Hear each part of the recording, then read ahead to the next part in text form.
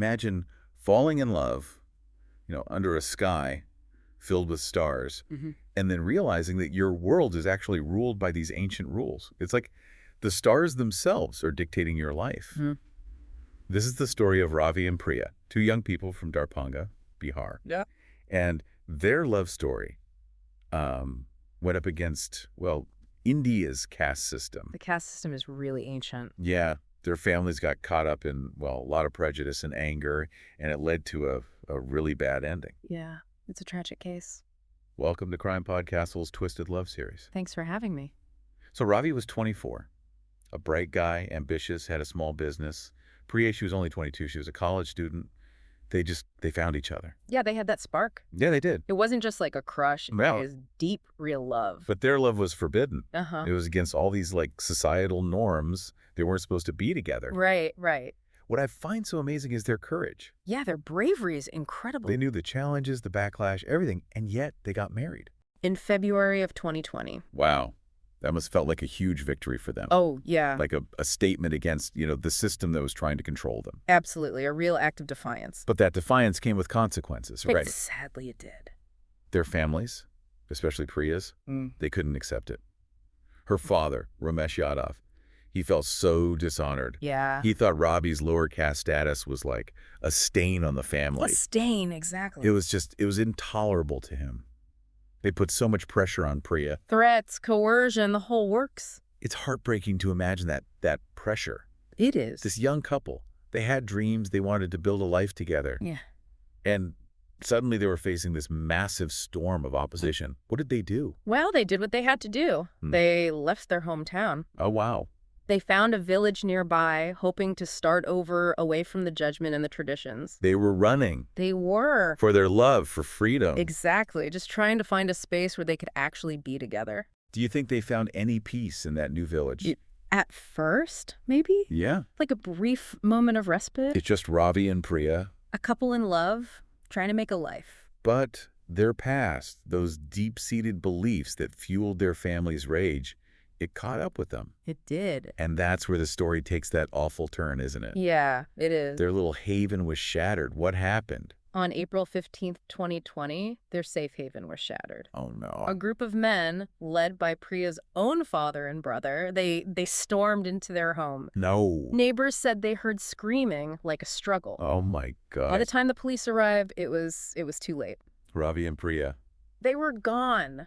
Victims of a horrible, senseless act. It's impossible to understand that kind of hate, It is. that rage, especially against your own family. Especially against your own daughter. What do they say? What was their reason for doing something so awful? Well, you see, Priya's family, they were so blinded by this idea of honor. They thought they were actually redeeming themselves somehow, Redeeming themselves. Yeah, wiping away that stain on their family name. They thought they were upholding tradition. By killing their daughter and the man she loved. Right. It's a terrifying thought. The very people who should have loved and protected her. Became the reason she died. They killed her because they thought love was a crime, something to be punished. Punished by death. It's so disturbing. So, what happened when the police got there? What did they find? Right away, they started investigating. Yeah. And the evidence against Priya's family just piled up. It did. The brutality, their justifications, it was all so shocking. It must have been. It sent shockwaves through the community and even beyond. It just reminded everyone, Reminded them of what? that even in the most peaceful places, there's this dark undercurrent. Yeah. A capacity for such violence. This case, it's personal, right? Very much so.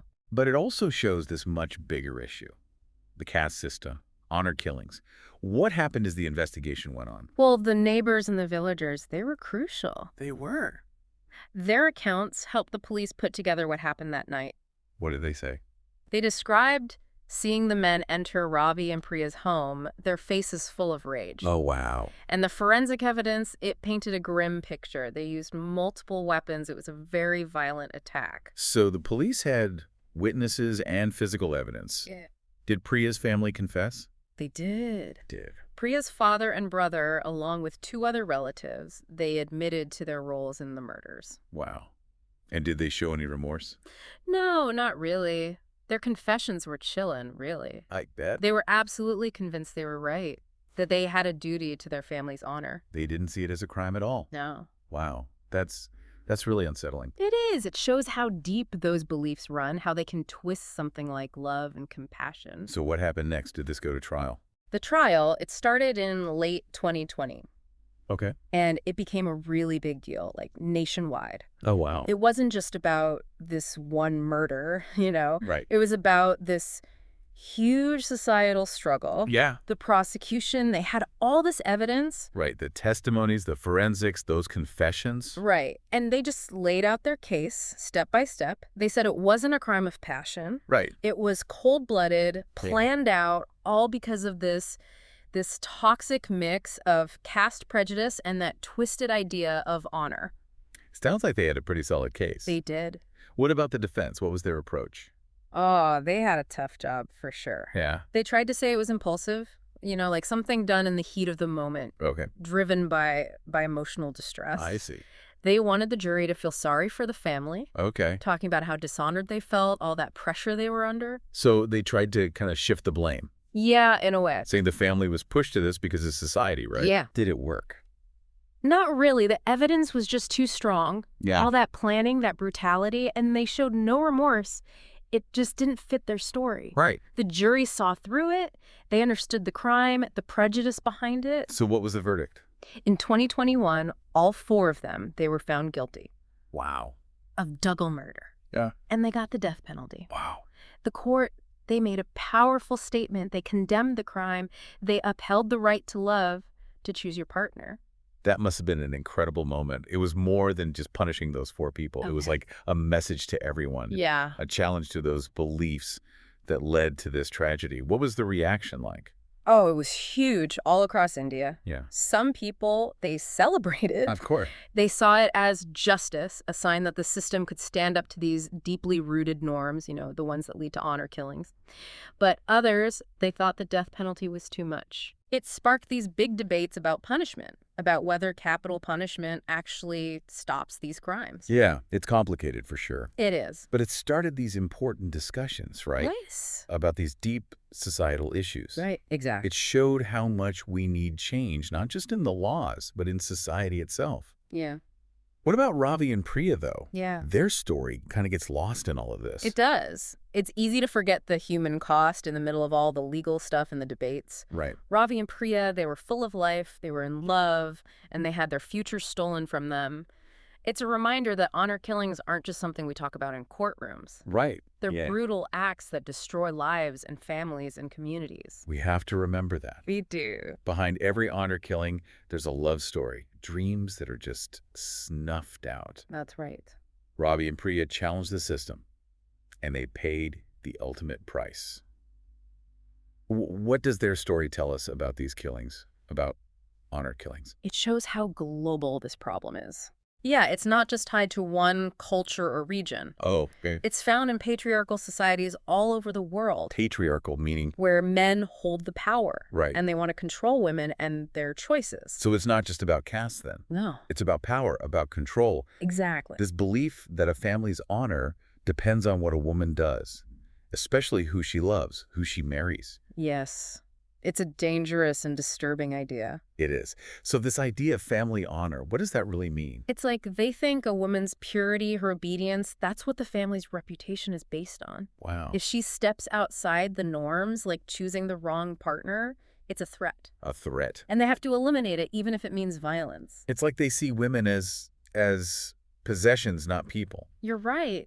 It's about denying a woman's basic rights. Whoa. Her right to love, to choose, to live her own life. It's horrifying. Do we know how common this actually is? The UN estimates about 5,000 honor killings happen every year, worldwide. 5. But that's probably way too low. You think so? Many cases, they go unreported. Right. Or they're made to look like accidents or suicides. Oh, wow. Victims and their families are afraid to speak up. There's so much stigma, and they don't want to challenge their culture. It's like a hidden problem then. Bigger than we know. Exactly.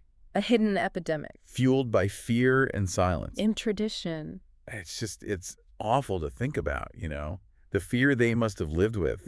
Always looking over their shoulder, knowing their own families wanted to control them, even if it meant, well, ending their lives. Yeah. They tried to build something new, but they couldn't escape those traditions. It shows how scary this kind of violence is. Honor-based violence. Yeah, it goes beyond borders, doesn't it? It does. It's fueled by these beliefs that are so ingrained in families and communities. Exactly. And that fear of what'll happen if you speak out, it makes it almost impossible to escape. It does. So we need a bigger solution, right? Yeah. To fight honor killings. Right. It's not just about the laws. No, it's much deeper than that. We have to get rid of these beliefs altogether. We do. It's like we need a world where asking for help isn't seen as betraying your family. Right. Where love and making your own choices, those are good things, not something to be punished for. Exactly. How do we get there? Well, stronger laws and policies are important, for sure. To protect people. Yes, we need better support systems, too. Safe shelters, legal aid, counseling. Yeah, all of that.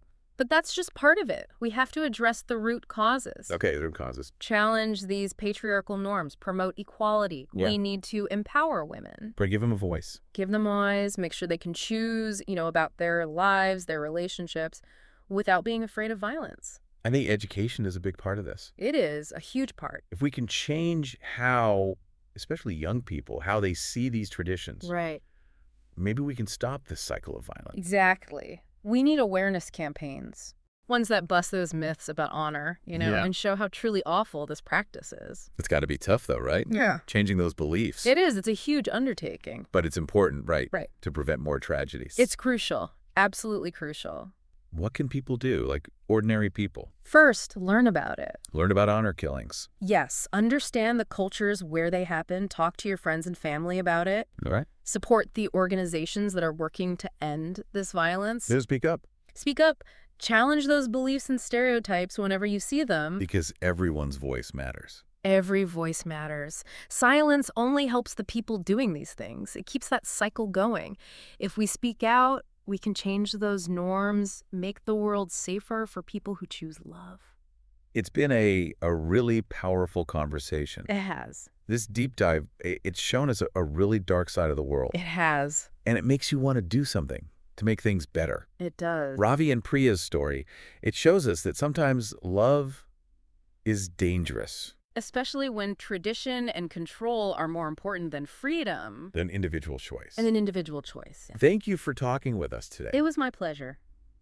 This has been eye-opening, and it leaves us with this feeling that we have to do something to advocate for change. Absolutely. To everyone listening, remember Ravi and Priya. Don't forget their story. Let their story push you to challenge those harmful traditions and speak out against this violence. Don't forget to follow CrimePod Castle for more and subscribe to our YouTube channel. Until next time, stay curious, stay informed, and most importantly, stay compassionate.